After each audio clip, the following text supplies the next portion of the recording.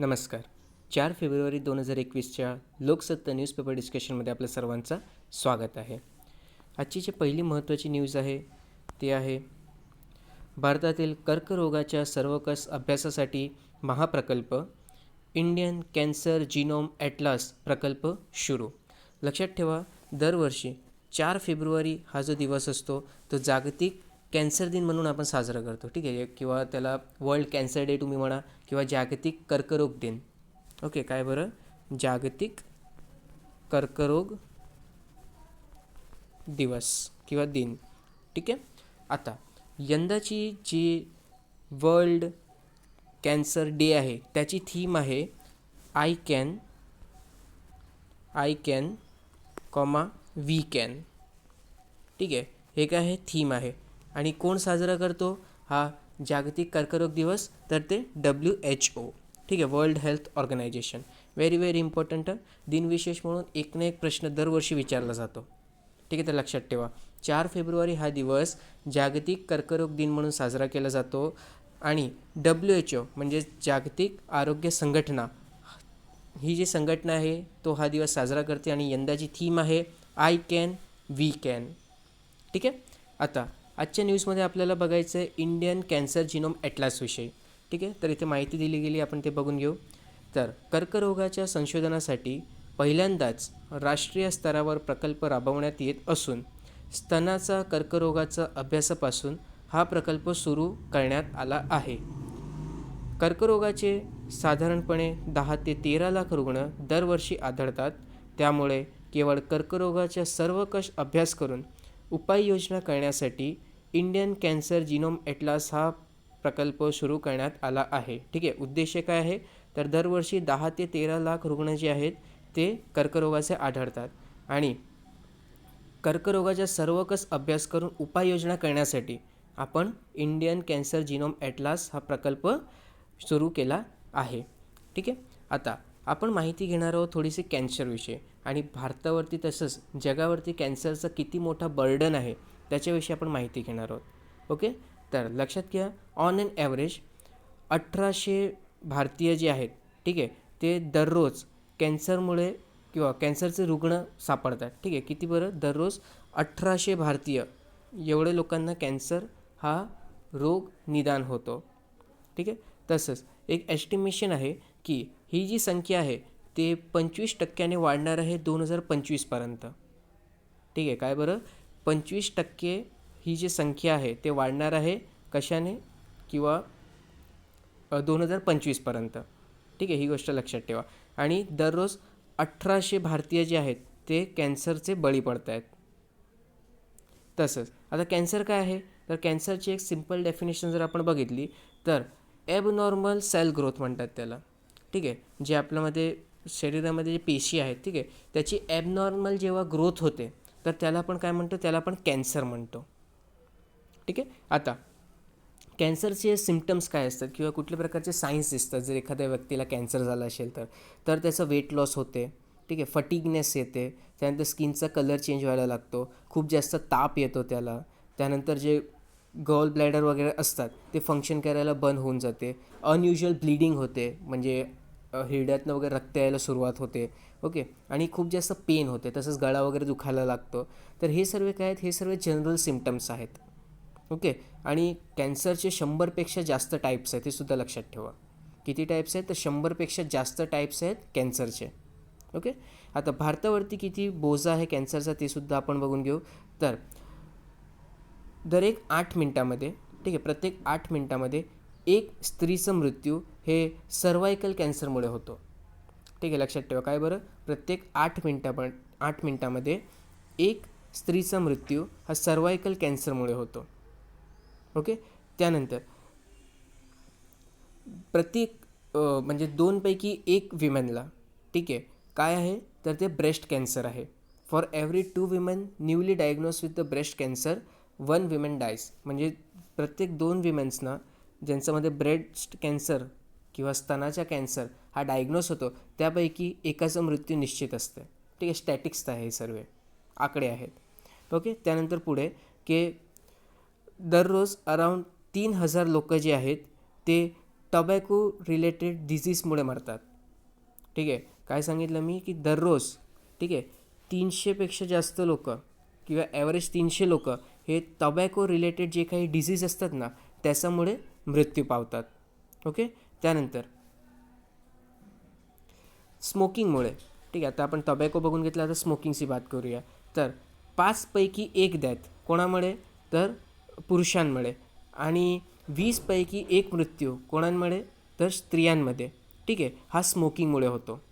लक्षात घ्या, काय बरं की 5पैकी 1 मृत्यू पुरुषांमध्ये हे स्मोकिंगमुळे होतो आणि 20पैकी 1 मृत्यू स्त्रियांमध्ये हे स्मोकिंगमुळे होतो. ठीक आहे, धूम्रपान ज्याला आपण मराठीमध्ये म्हणतो.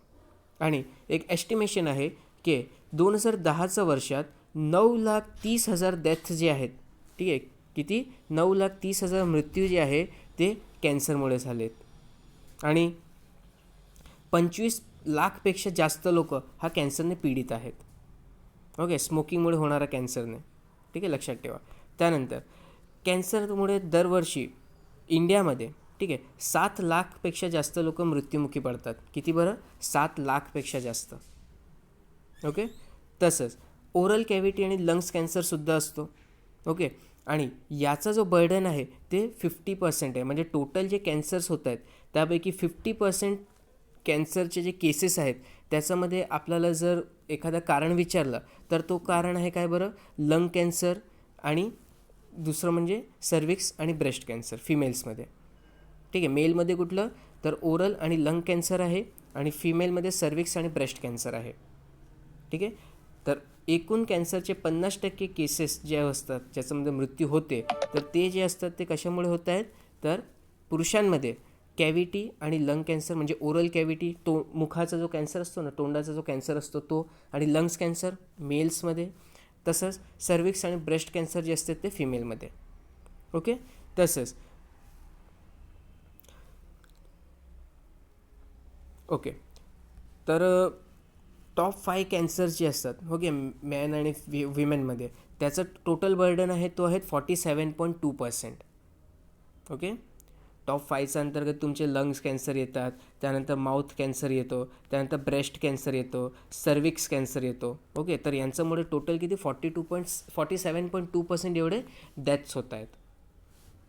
तर एवढं मोठं बर्डन आहे आपल्यावरती, म्हणजे आपल्या देशावरती कॅन्सरचं. ओके, आणि त्याचंच निवारण म्हणून आपण काय केलं आहे, तर इंडियन कॅन्सर जिनोम ॲटलास जे आहे ते आता पब्लिश करायला सुरुवात केली आहे. आता आपण बघणार आहोत की गव्हर्नमेंट इनिशिएटिव्ह कुठले कुठले आहेत. ठीक आहे, तर सर्वात पहिला जो गव्हर्नमेंट इनिशिएटिव्ह आहे तो आहे national programme for prevention and control of cancer, diabetes, cardiovascular disease and stroke.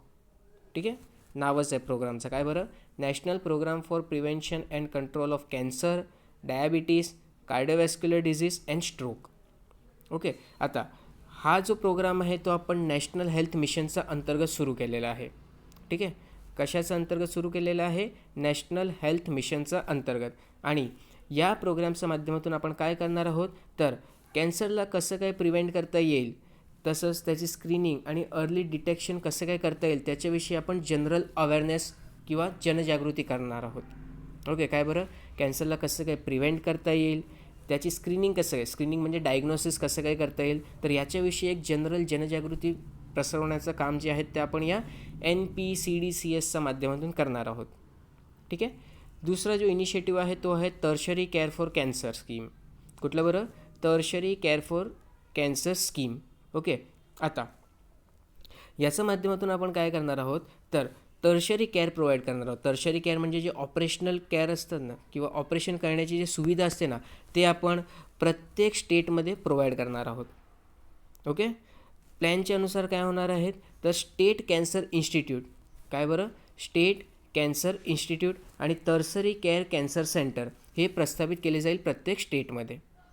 Okay, तसंच मॅक्झिमम असिस्टंट दिला जाईल स्टेटला याच्यासाठी 120 करोड रुपयाचा प्रत्येक युनिटसाठी. ठीक आहे, प्रत्येक युनिट प्रस्थापित करण्यासाठी 120 करोड कोटी किंवा 120 कोटी एवढे पैसे दिले जाणार आहेत.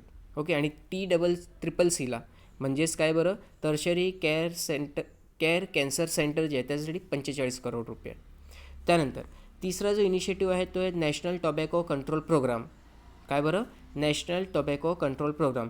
याच्या माध्यमातून आपण काय करणार आहोत, तर टोबॅको कन्झम्पशनमुळे जे काही मृत्यू होत आहेत किंवा त्याचे काही कॉन्सिक्वेन्सेस येऊ शकतात, ओके, त्याच्याविषयी आपण लोकांमध्ये जनजागृती निर्माण करायचं काम करणार आहोत.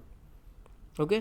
तसंच the cigarette and other tobacco product prohibition of advertisement and regulation of trade and commerce production supply and distribution act 2003 याचं इम्प्लिमेंटेशनसुद्धा या प्रोग्रामच्या माध्यमातून बघितलं जाणार आहे. ठीक आहे, ज्याला आपण कोटपा म्हणतो शॉर्टमध्ये. ठीक आहे, शॉर्टमध्ये काय म्हणतो आपण, कोटपा. तर कोटपा ॲक्टचं इम्प्लिमेंटेशनसुद्धा नॅशनल टोबॅको कंट्रोल प्रोग्रामच्या अंतर्गत आपण करणार आहोत. त्यानंतर चौथी जी स्कीम आहे ते आहेत राष्ट्रीय आरोग्य निधी.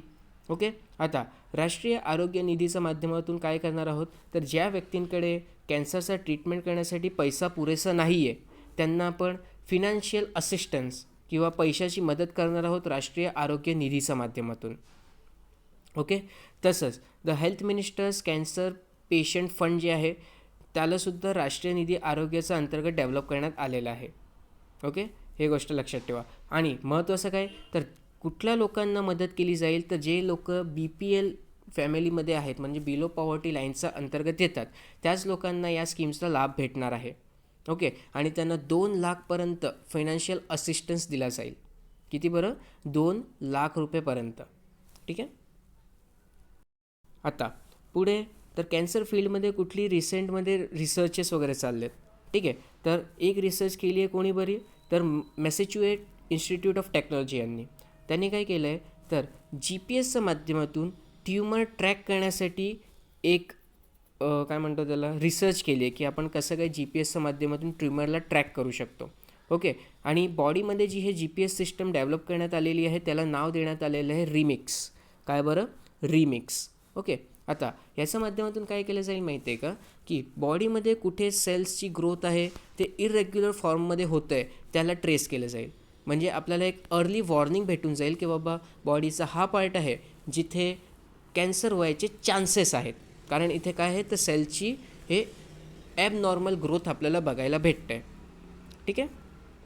तर अशा प्रकारची रिसर्च केली आहे कोणी बरं, मॅसेच्युएट इन्स्टिट्यूट ऑफ टेक्नॉलॉजी यांनी, जिथे ते GPS यूज करणार आहे. म्हणजे GPSची एक चिप असेल ते बॉडीमध्ये इन्सर्ट केली जाईल. ओके. आणि ते low power wireless signals send करेल आणि पुढे त्याच्या माध्यमातून काय समजेल आपल्याला की बॉडीमध्ये कुठला पार्ट आहे जो वल्नरेबल आहे किंवा जिथे कॅन्सर होऊ शकते.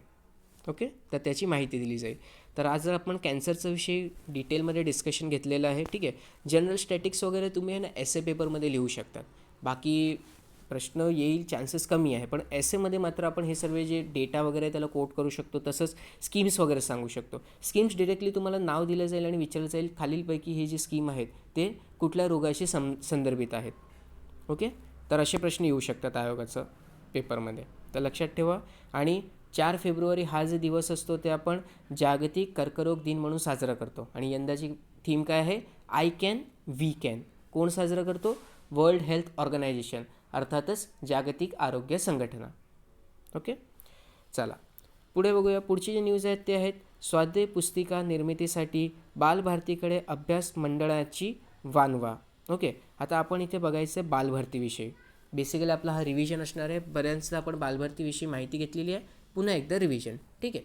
तर महाराष्ट्र राज्य पाठ्यपुस्तक निर्मिती व अभ्यासक्रम संशोधन मंडळ ही महाराष्ट्र शासनाच्या शालेय शिक्षण विभागाअंतर्गत 27 जानेवारी 1967 रोजी स्थापन केलेली संस्था आहे.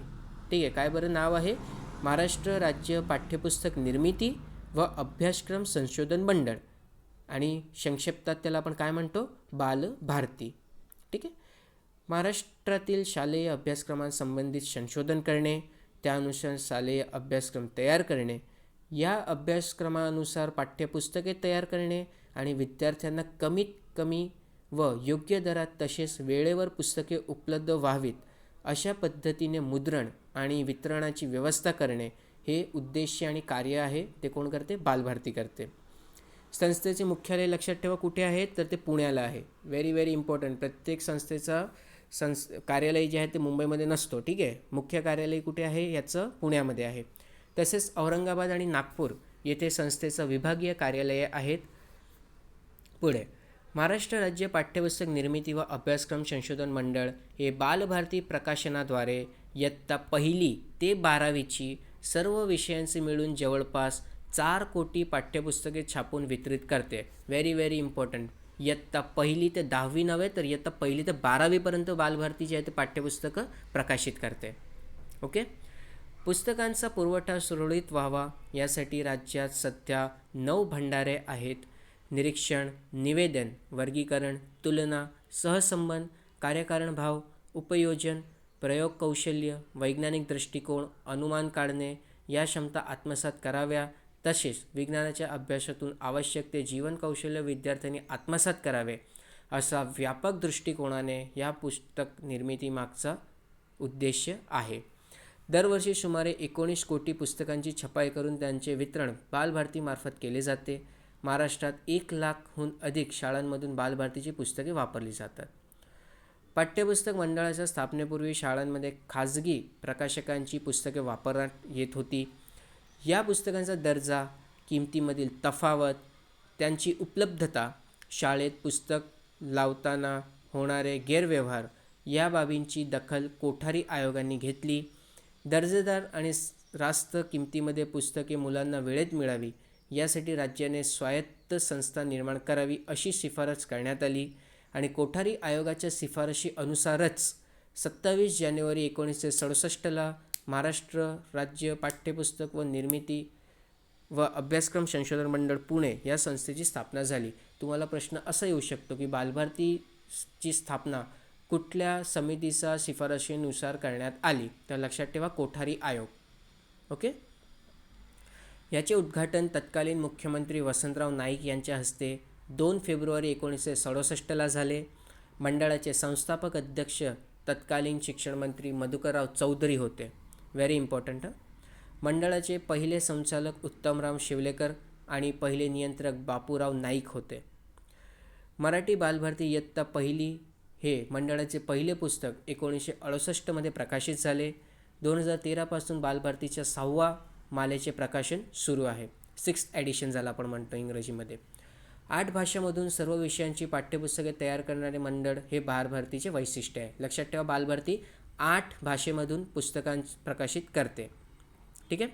आता बालभारती ही राज्य शासनाच्या अधिपत्याखाली कार्यरत असलेली स्वायत्त संस्था आहे, म्हणजे ऑटोनॉमस बॉडी आहे. त्याच्या अंतर्गत जे काही अपॉइंटमेंट वगैरे आहे ते संस्था स्वतः बघते. ठीक आहे. त्याच्यामध्ये राज्य सरकार जे हस्तक्षेप करत नाही. राज्याचे शिक्षण मंत्री हे या संस्थेचे पदसिद्ध अध्यक्ष असतात. Very very important. सध्या शिक्षण मंत्री कोण आहेत? तर ते वर्षा गायकवाड आहेत. ओके. तर तेच कोण झाले आता सध्या? पदसिद्ध अध्यक्षसुद्धा आहेत बालभारतीचे. संस्थेचे सर्व धोरणात्मक निर्णय नियामक मंडळात घेतले जातात. पाठ्यपुस्तके तयार करण्याचे मुख्य काम विद्या विभाग चालवते. विद्या विभागाअंतर्गत लक्षात ठेवा 8 भाषा कुठली आहे? मराठी, हिंदी, इंग्रजी, उर्दू, कन्नड, सिंधी, तेलुगू आणि गुजराती. ठीक आहे. कुठले? मराठी, हिंदी, इंग्रजी, उर्दू, कन्नड, सिंधी, तेलुगू आणि गुजराती या 8 भाषा आणि इतिहास, भूगोल, गणित, विज्ञान, कार्यानुभव, आरोग्य व शारीरिक शिक्षण असे एकूण 14 विभाग आहेत. पाठ्यपुस्तके तयार करण्यासाठी विषयावर समित्या असतात. मंडळातील त्या विषयाचे अधिकारी विषय समित्यांमध्ये सदस्य सचिव म्हणून काम करतात. पाठ्यपुस्तकांखेरीज इतर अनेक पुस्तकांचे प्रकाशन बालभारती करते. ही पुस्तक अध्यापनाला पूरक असतात. ठीक आहे. 14 नोव्हेंबर इसवी सन 1971 पासून 8 ते 14 वर्षे वयोगटातील मुलांसाठी किशोर हे मासिक मंडळाने सुरू केले. त्यातील उत्तम साहित्याचे 14 खंड प्रकाशित झाले आहेत. आणि लक्षात ठेवा, यंदा किशोरचे 50 वर्ष पूर्ण होत आहे. मग किशोर या मासिकेवरती सुद्धा प्रश्न येऊ शकतो आणि किशोरविषयी आपण डिटेलमध्ये डिस्कशन आधीच घेतलेलं आहे. ठीक आहे. चला मग आपण बालभारतीला रिवाईज करून घेतलं. पुढे बघूया. 1ली ते 4थीचा विद्यार्थ्यांना टिलीमिलीतून शैक्षणिक मार्गदर्शन. ओके. तर MKCL नॉलेज फाउंडेशनतर्फे टिलीमिली मालिकेतून राज्यातील 1ली ते 4थीचा विद्यार्थ्यांना दुसऱ्या सत्रातील सर्व विषयांचे मार्गदर्शन करण्यात येणार आहे. आता हा जी एक न्यूज आहे ना, त्याचा उपयोग आपल्याला इंटरव्ह्यूमध्ये होऊ शकतो. ठीक आहे. आता इंटरव्ह्यूमध्ये तुम्हाला विचारला जाऊ शकतात प्रश्न की बाबा कोविड-19 सारखी जर एखादी सिच्युएशन आली असेल आणि तेव्हा शिक्षकांचं म्हणजे जी मुलं शिक्षण घेत आहेत त्यांचं नुकसान टाळायचे असेल तर तुम्ही कुठल्या प्रकारे प्रोव्हिजन्स करतील किंवा कुठले उपक्रम वगैरे राबवतील, तर त्याच्यामध्ये तुम्ही असे एक्झाम्पल्स देऊ शकतात. ठीक आहे. आता पुढे काय आहे ते सुद्धा बघून घेऊ आपण. टिलीमिली मालिका बालभारतीच्या 1ली ते 4थीच्या पाठ्यपुस्तकांचा दुसरा सत्रासाठीचे पाठ संकल्पनांवर आधारित आहे. मालिका प्रामुख्याने मराठी माध्यमातील विद्यार्थ्यांसाठी असली तरी मराठी समजणारा आणि अमराठी माध्यमाचा विद्यार्थ्यांनाही या मालिका उपयुक्त ठरणार आहेत. ठीक आहे. थोडीशी माहिती आपण आता MKCL विषयी घेऊया. आपण त्याची ऑथोराइज्ड वेबसाईट आहे त्याच्यावरूनच त्याच्याविषयीची थोडीशी माहिती घेऊया. ओके. तर MKCL याच्याविषयी महाराष्ट्र शासनाचा उच्च व तंत्र शिक्षण विभागाचा पुढाकाराने महाराष्ट्र ज्ञान महामंडळ मर्यादित अर्थात MKCL, ठीक आहे, महाराष्ट्र नॉलेज कॉर्पोरेशन लिमिटेड या कंपनीची स्थापना कंपनी अधिनियम 1956 अंतर्गत करण्यात आली आहे. महाराष्ट्र शासनाचा उच्च व तंत्र शिक्षण विभागाकडून 5 जानेवारी 2018 रोजी एक शासकीय ठराव जारी करण्यात आला. या ठरावानुसार MKCLशी संबंधित बाबींकरिता महाराष्ट्र शासनाचा प्रातिनिधिक विभाग म्हणून उच्च व तंत्र शिक्षण विभागाऐवजी सामान्य प्रशासन विभागाची नेमणूक झाली आहे. ठीक आहे. आता पुढे काय तर आपण धोरणविषयी माहिती घेऊया.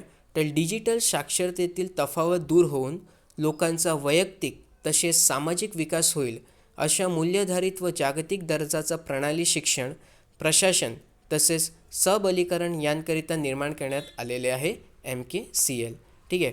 ध्येय काय आहे तर अधिक मोठ्या प्रमाणात, अधिक चांगल्या प्रमाणात, स्वल्प दरात, अधिक जलद, अधिक व्यापक, समृद्ध आणि व्यक्ती अनुरूप अनुभव देता यावं प्रत्येक नागरिकाला, हे याचं ध्येय आहे. ठीक आहे. सेवा देणे हे MKCLचे ध्येय आहे. याचे कारण या सेवा व्यक्ती, समाज तसेच राष्ट्र यांचे अस्तित्व टिकून राहण्याकरिता, त्यांचे विकास तसेच त्यांचे सबलीकरण याकरिता अतिशय महत्त्वाचे आहेत. ठीक आहे. उद्दिष्ट काय आहे तर विकासाच्या दृष्टीने आजीवन शिक्षणाचा पुरस्कार करणे, जागतिक दर्जाच्या ज्ञान संसाधनाचा निर्मितीत उत्तेजन देणे, माहिती तंत्रज्ञानाच्या माध्यमातून लोकांना जागतिक स्तरावर पोहोचविणे, डिजिटल साक्षरतेतील तफावत व त्यातून होणारी ज्ञानातील तफावत दूर करणे. ठीक आहे. कार्यक्षेत्र काय आहे तर पूर्ण महाराष्ट्रामध्ये ही संस्था जी आहे ती काम करते. एप्रिल 2002 संपूर्ण महाराष्ट्रात MKCLने आपला व्यावसायिक कारकिर्दीला प्रारंभ केला. 17 वर्षाचा अल्प कालावधीतच MKCL ही अद्ययावत तंत्रज्ञानाचा वापर करणारी, ग्राहकांशी जिव्हाळ्याचे संबंध प्रस्थापित केलेली संस्था म्हणून ओळखली जाऊ लागली. ई-लर्निंग, ई-प्रशासन आणि ई-सबलीकरण यासाठी नाविन्यपूर्ण तंत्रज्ञान तसेच उपाययोजना व सेवा विकसित करून त्या उपलब्ध करून देण्यावर संस्थेचा भर आहे. संस्थेचा ग्राहक समूह हा सामान्य नागरिक, विद्यापीठ, शासकीय संस्था आणि सामाजिक गट यांनी बनवलेला असून दिवसेदिवशी त्यामध्ये वाढ होत चालली आहे. अच्छा, या साईटची लिंक मी तुम्हाला प्रोव्हाइड करून देईन. तुम्हाला जर अजून याच्याविषयी माहिती घ्यायची असेल तर तुम्ही तिथून गोळा करू शकता. ठीक आहे. ओके. तर परत वळूया आपल्या न्यूज डिस्कशनकडे. ठीक आहे. पुढची न्यूज बघूया अजून काय आहे न्यूज.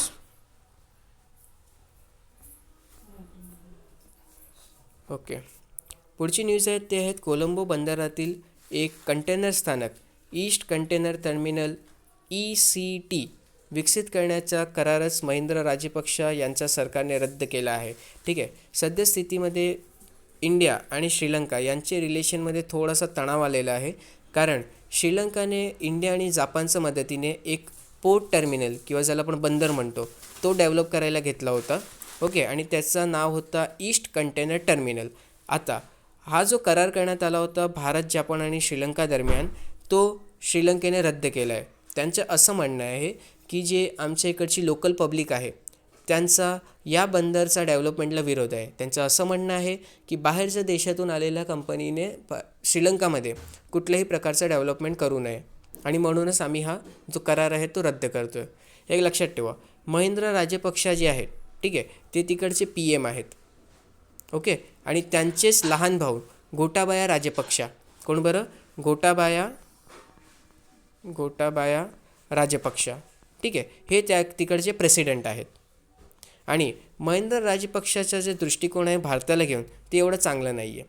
जेव्हापासून महेंद्र राजपक्षाची सत्ता हे श्रीलंकेमध्ये आलेली आहे, श्रीलंकाचा जो कल आहे तो चायनाकडे जास्त आहे.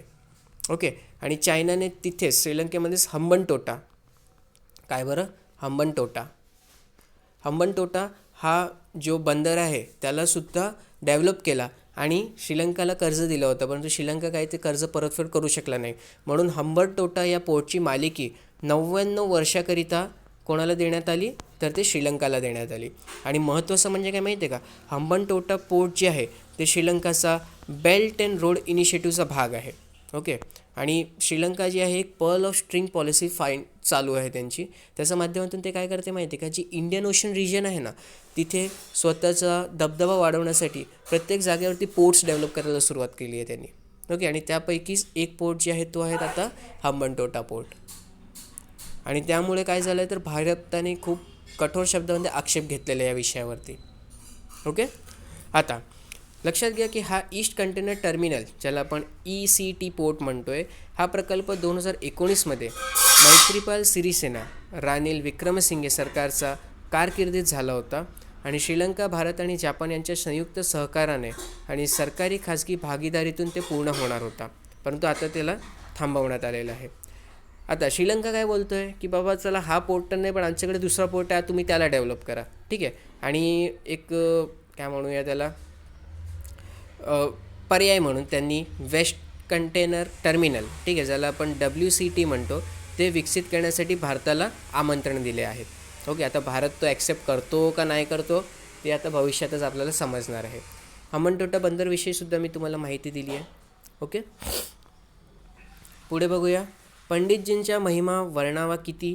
ठीक आहे, काय आहे माहिती आहे का, हा जो वर्ष आहे तो पंडितजींचा म्हणजे पंडित भीमसेन जोशी यांच्या जन्मशताब्दी वर्ष आहे. त्यामुळे आपल्याला राज्य शासनाच्या परीक्षेमध्ये पंडित भीमसेन जोशी यांच्यावरती प्रश्न येण्याचे चान्सेस खूप जास्त आहेत. ठीक आहे, आपण काल किराणा घराणा डिस्कस केला होता. ठीक आहे, सर्वात पहिलं आपण बघितलं होतं हिंदुस्थानी म्युझिक. ओके, काय बरं, हिंदुस्थानी म्युझिकच्या अंतर्गत आपण बघितलं होतं खयाल म्युझिक. ठीक आहे, खयाल म्युझिकसाठी आमिर खुसरो खूप जास्त फेमस आहे. ओके, तर लक्षात ठेवा, आमिर खुसरो यांनी खयाल म्युझिकसाठी खूप जास्त म्हणजे सुरुवात केली होती त्यांनीच एका प्रकारे. खयाल म्युझिकला बंदिश म्युझिकसुद्धा म्हणतो आपण. ओके, आणि ते त्याचं स्लो टेम्पोसाठी फेमस आहे. तसंच आपण अजून काय बघितलं होतं, खयालचा अंतर्गतच येतो वेरियस घराणे होते आणि त्यापैकी एक होतो किराणा घराणा. ठीक आहे, काय होतं, किराणा घराणा. आणि या किराणा घराण्याचे गायक होते कोण बरं, पंडित भीमसेन जोशी. ओके, इम्पॉर्टंट आहे हे लक्षात ठेवा. आणि कालचं डिस्कशनमध्ये आपण इंडियन म्युझिकविषयी खूप जास्त डिटेलमध्ये डिस्कशन घेतलेलं आहे, मग तिथूनसुद्धा आपण ते गो थ्रू करू शकतो. ओके, आता थोडीशी माहिती पंडितजी यांच्याविषयी. तर पंडित भीमसेन जोशी यांचा जन्म जे आहे ते 4 फेब्रुवारी 1922 रोजी गदग, कर्नाटक येथे झाला होता. ओके, आणि त्यांना 2008 रोजी भारतरत्न पुरस्काराने सन्मानित करण्यात आले होते. ठीक आहे, मृत्यू कधी झाला होता, मृत्यू 24 जानेवारी 2011 रोजी महाराष्ट्राचा पुणे या शहरामध्ये झाला होता. आता सुरुवातीला ते इनायत खाँ यांचे शिष्य जनप्पा कुर्तकोटी यांच्याकडे गायन शिकले. त्यानंतर जालंधर येथे पंडित मंगतराम यांच्याकडे व ग्वालियर येथे राजाभैया पुंछवाले यांच्याकडेही गाण्याचे त्यांनी शिक्षण घेतले. त्यानंतर ते रामपूर येथे मुस्ताक हुसेन खाँ यांच्याकडे काही काळ शिकले. भीमसेनांना संगीतासाठीचा तीव्र ओढा पाहून त्यांचे वडील भीमसेनांना जवळचा असलेल्या कुंडगोड गावातील रामभाऊ कुंडगोडकर यांच्याकडे घेऊन गेले आणि रामभाऊंनी भीमसेनांना त्यांचे शिष्यत्व दिले. विचारलं जाऊ शकते बरं का, भीमसेनांचे गुरु कोण कोण होते ते. त्यानंतर रामभाऊ सवाई गंधर्व म्हणून ख्यातनाम होते. त्यांच्या मार्गदर्शनाखाली भीमसेनांनी हिंदुस्थानी शास्त्रीय गायनाचे धडे घेतले. रामभाऊ हे किराणा घराण्याचे प्रसिद्ध गायक होते. ठीक आहे, कुठला घराणा, किराणा घराणा. ठीक आहे, खयाल टाईपचा जो म्युझिक आहे त्याचा अंतर्गत येतो किराणा घराणा. Very important. भीमसेन जोशींनी त्यांचे गुरु सवाई गंधर्व यांच्या स्मरणार्थ 1952 सालापासून पुणे येथे दरवर्षी होणारा सवाई गंधर्व संगीत महोत्सव सुरू केला. भीमसेनांनी त्यांची पहिली संगीत महफिल 1942 साली वयाच्या केवळ 19व्या वर्षी पुण्यातील हिरेबागेत घेतली. त्यांची लोकप्रियता आणि त्यामुळे संगीत मैफिलींसाठी करावी लागणारी त्यांची धावपळ वाढली. त्यांचा त्या काळी वारंवार होणाऱ्या विमान प्रवासामुळे त्यांना पु ल देशपांडे यांनी गमतीने हवाई गंधर्व ही पदवी बहाल केली. लक्षात ठेवा, हवाई गंधर्व पदवी कोणी दिली तर पु ल देशपांडे यांनी. भीमसेन जोशींना हिंदुस्थानी शास्त्रीय गायन पद्धतीचे खयाल गायक म्हणत असले तरी त्यांनी 1940च्या दशकात लखनौमध्ये 1 वर्ष राहून तेथील ख्यातनाम गायकांकडून ठुमरीसुद्धा शिकून घेतली. ओके, तर ते खयालसुद्धा गायचे आणि ठुमरीसुद्धा ते गात होते करणं. भीमसेन जोशींनी संतवाणी या नावाने मराठी अभंग गायनाचे अक्षरशः हजारो कार्यक्रम केले. भारतीय शास्त्रीय गायनाच्या हिंदुस्थानी आणि कर्नाटकी या 2 प्रमुख शाखा मानल्या जातात. भीमसेन जोशींचे वैशिष्ट्य असे की ते दक्षिणी भारतात प्रचलित असलेल्या कर्नाटकी गायनाचा चीजा हिंदुस्थानी पद्धतीने गाऊन दाखवित. त्यामुळे त्यांचे गायन कर्नाटकी संगीताची परंपरा असलेले दक्षिणी भारतातही विशेषतः तरुण पिढीमध्ये लोकप्रिय झाले. लक्षात ठेवा, तर संतवाणी आणि अभंगवाणी हे 2 संगीतकार राम फाटक आणि श्रीनिवास खडे यांनी अनुक्रमे स्वरबद्ध केलेले आणि पंडितजींनी स्वरसाज चढवलेले अल्बम खूप गाजले. कुठले? संतवाणी आणि अभंगवाणी. त्यातील काही उल्लेखनीय म्हणजे, आता बघा, हे सर्व जे काही इथे काय म्हणतो त्याला अल्बम्स आहेत, ठीक आहे, त्यांचे नाव दिले गेलेत.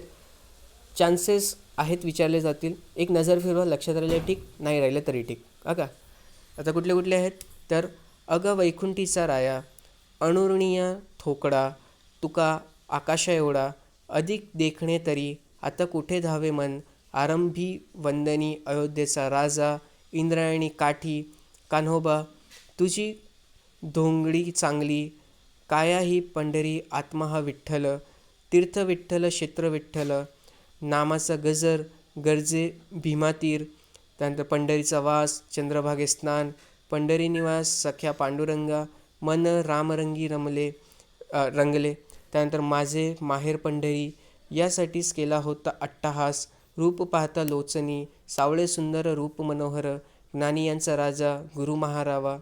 ठीक आहे, आता त्यांना मिळालेले पुरस्कारसुद्धा आपण थोडेसे बघून घेऊया. तर 1972 साली त्यांना पद्मश्री पुरस्कार देण्यात आला होता. 1976 साली त्यांना संगीत नाटक अकादमीचा पुरस्कार देण्यात आला. 1985 साली त्यांना पद्मभूषण पुरस्काराने नावाजले गेले. जयपूर येथील गंधर्व महाविद्यालयाने त्यांना संगीताचार्याची पदवी दिली. पुण्याचा टिळक विद्यापीठाने डी.लिटची पदवी दिली. इतर पुरस्कारांमध्ये पुण्यभूषण पुरस्कार, स्वरभास्कर पुरस्कार, तानसेन पुरस्कार इत्यादींचा समावेश आहे. पुणे आणि गुलबर्गा येथील विद्यापीठांनी त्यांना डॉक्टरेटने सन्मानित केले होते. त्यांनी सुरू केलेला सवाई गंधर्व संगीत महोत्सव हा भारतातील एक मोठा संगीत महोत्सव समजला जातो. पुणे विद्यापीठाच्या ललित कला केंद्रात पंडित भीमसेन जोशी यांच्या नावाने अध्यासन स्थापण्यात आले आहे. त्यांनी केलेल्या संगीत सेवेमुळे भारतीय शास्त्रीय संगीतात पंडित भीमसेन जोशींचे स्थान अजरामर झाले आहेत. महाराष्ट्र सरकार दरवर्षी भीमसेन जोशी यांच्या नावाचा भीमसेन जोशी शास्त्रीय संगीत जीवनगौरव पुरस्कार देते.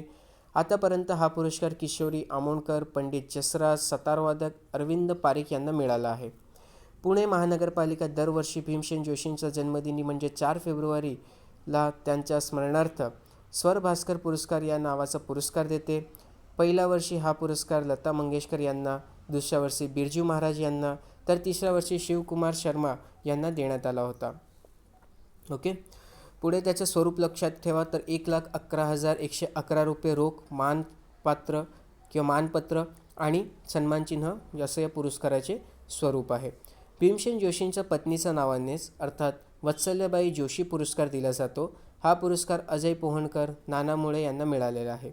भीमसेन जोशी यांचा गायकीचा आणि संगीत क्षेत्रातील त्यांच्या योगदानाचा वेध लेखिका डॉक्टर सुचिता बिडकर यांनी त्यांचा स्वर सुरभीचा राजा या पुस्तकात घेतला आहे.